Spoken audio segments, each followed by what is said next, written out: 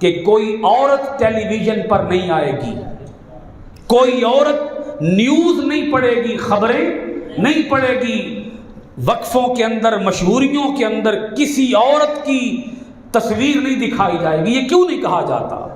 بند کمروں کے اندر ہماری مائیں، بہنیں، بیٹیاں بن کر، ٹھن کر، سج کر، سنور کر، میک اپ کر کے ڈانس کرتی ہیں کیمرے کے سامنے، اور ان ویڈیوز کو، ان کلپس کو پھر شیئر کیا جاتا ہے ٹک ٹاک کے اوپر، لائکی کے اوپر، واٹس ایپ کے اوپر، ٹویٹر کے اوپر، فیس بک کے اوپر، اور پتہ نہیں کس کس کے اوپر اپلوڈ کیا جاتا ہے۔ صرف پیغام دینا چاہتا ہوں آپ سب حضرات کو کہ آپ اپنی نوجوان نسل پر نظر رکھیں کہ وہ موبائل کے اوپر کیا دیکھ رہے ہیں۔ اتنا تو کم سے کم آپ کر سکتے ہیں